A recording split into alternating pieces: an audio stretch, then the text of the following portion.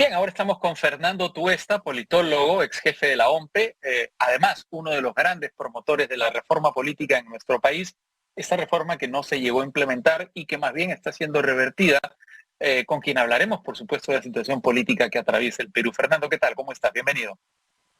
¿Qué tal, Raúl? Gracias por la invitación.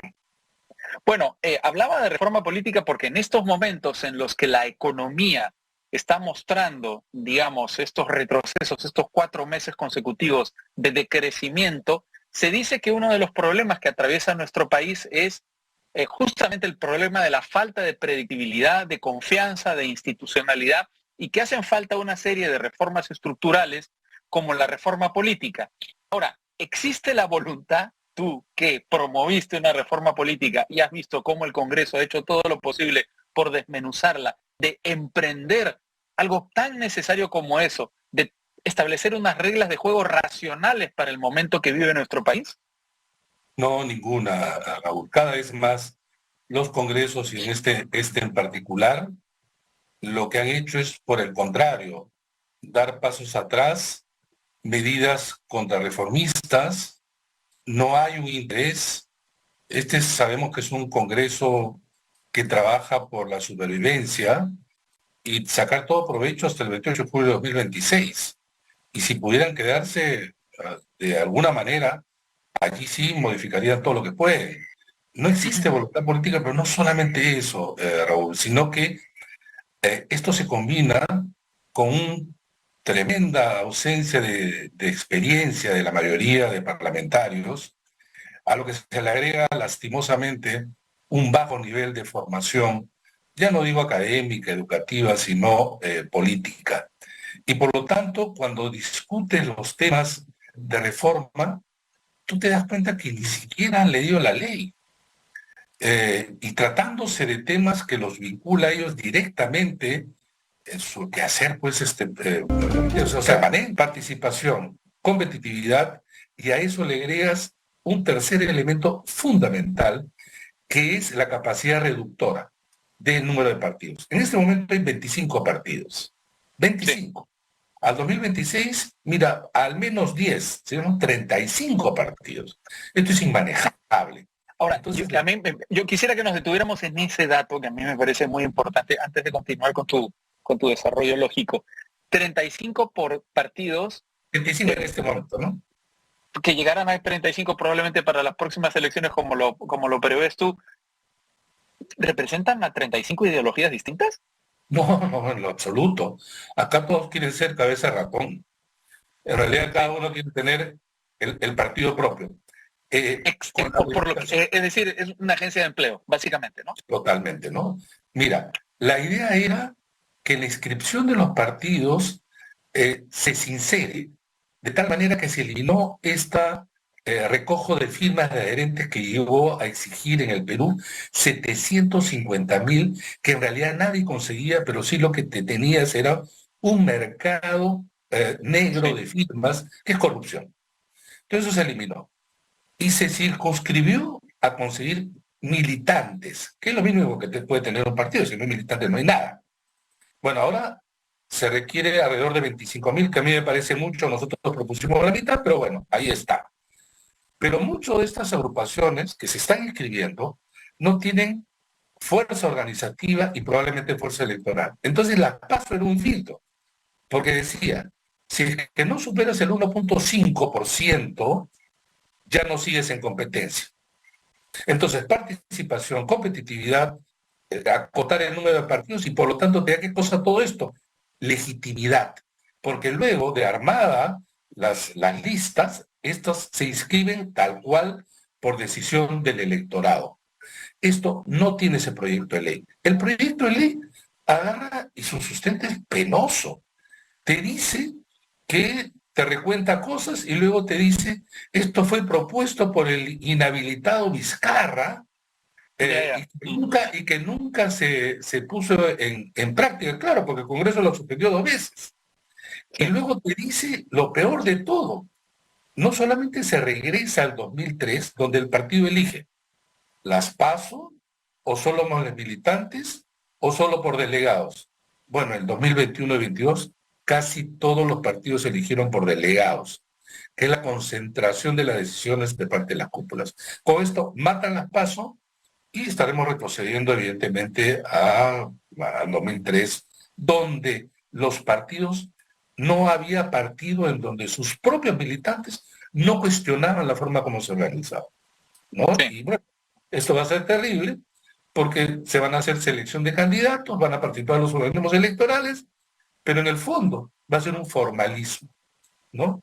Y con esto se quiebra. O sea, un gasto de dinero, ¿no? Que no tendrá ningún tipo de efecto. Acá viene el tema. Se decía que para las PASO es para seleccionar candidatos a la presidencia de la República, Congreso, gobernador y alcalde. Los concejales y consejeros, que son miles, eso ya depende del partido que vea cómo lo organiza, por un sentido de realidad. Ahora dice que sean todos, por lo cual va a ser costoso, y va a ser costoso también porque cada partido dice que toma el diseño que quiere. Eso es organizativamente complejo, eso trae montones de problemas y te va a costar mucho más caro. Tú sabes que el costo voto por persona cuando participan todo el país es de X. Pero esta vez, que es voto por persona supuestamente miembro del partido que ocurrió en 2021 2022, era como 15 veces más. 15 veces más.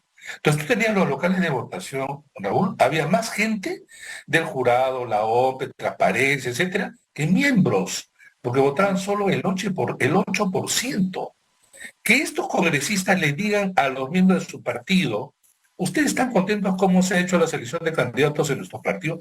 Te aseguro que si hubiera una encuesta, todos dirían que no. Todos dirían que no. Pero bueno, ese es el Congreso. Ese es el Congreso, efectivamente. Ahora, esto es algo que no debería ocurrir.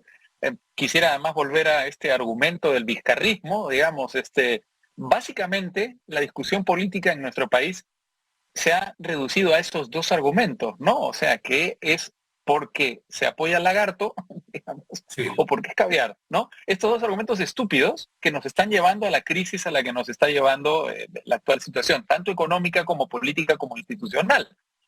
¿Hay algo que se puede hacer contra eso, digamos, para imponer un poco de inteligencia en el debate? Bueno, esto que es lo menos que hay ahora en el debate, efectivamente ha llevado a una simplificación extrema. En los considerandos se señala que, claro, él dice a cada rato, el inhabilitado Martín Vizcarra nombra una comisión, ciertamente nos nombró. Lo que no dicen ellos y lo que sí hicimos nosotros era que inmediatamente se designó la comisión, nos reunimos con todas y absolutamente todas las bancadas del Congreso. Cuando entregamos el informe, nadie dijo nada. No hubo ninguna oposición, ni siquiera a las PASO, porque el Congreso no tenía una propuesta, ni siquiera los partidos, de reforma política que tenía que ver con organizaciones políticas. Y aclaro, el expresidente Martín Vizcarra, tampoco. Si el Congreso nos hubiera pedido a nosotros un informe, le hubiéramos entregado ¿no? Que se basaba, para empezar, en un diagnóstico, cosa que no hace ninguno de los proyectos de ley. Los proyectos de ley suelen partir de la ley para modificar la ley. Nosotros partíamos de un diagnóstico de la realidad, porque además muchos de nosotros, bueno, todos somos académicos, hemos trabajado y estudiado, sobre todo en organizaciones políticas, y coincidíamos en que acá tenía que haber una gran modificación. Entregar, digamos, a la ciudadanía su intervención en la selección de candidatos allí donde los partidos son altamente débiles, pero que con eso lo que hacías era incrementar su capacidad movilizadora y los partidos podían generar también a través de esos mejores posibilidades. Y lo peor, Raúl, es que si tú ves racionalmente el tema, es que a los partidos que están en el Congreso les convendría la paz. Y les convendría que son 10 partidos que están en el Congreso y si mantienen las pasos, se van a deshacer de muchos cascarones que entran. Se reduce se reduce la competencia. Y en el buen sentido, muchos cascarones, ¿no? Entonces dicen, es que puede salir, dice un Pedro Castillo, pero Pedro Castillo salió porque hay un Perú libre. Y un Perú libre, sin Castillo yo hubiera desaparecido. Sí. Yo hubiera desaparecido, ¿no? Entonces, racionalmente no tienen, digamos, esa mirada como para entender que un partido medianamente organizado no tendría por qué temer a las PASO. Por el Ahora, contrario, debería alentarla. Fernando, nos quedan pocos minutos. Yo quería hacer un pequeño recuento de las reformas que convendría o que podríamos debatir dentro de este proceso de reconstrucción de la política, de la forma en que se organiza la política en nuestro país. Reelección parlamentaria. Nosotros sí, nosotros hemos considerado que sí, bicameralidad también. Bicameralidad. Sí, también. Y un juego de relaciones ejecutivo-legislativo que obviamente no sea desbalanceado como lo tenemos ahora, ¿no? Ajá, o sea, una reconstrucción de la confianza y de la vacancia presidencial. No, además lo que tú tienes es un instrumento a favor del Ejecutivo, un instrumento a favor del Legislativo. Exactamente. No puedes tener 10 a 1. No, se llama equilibrio de poderes, ¿verdad? Y luego modificar incluso la figura de la vacancia.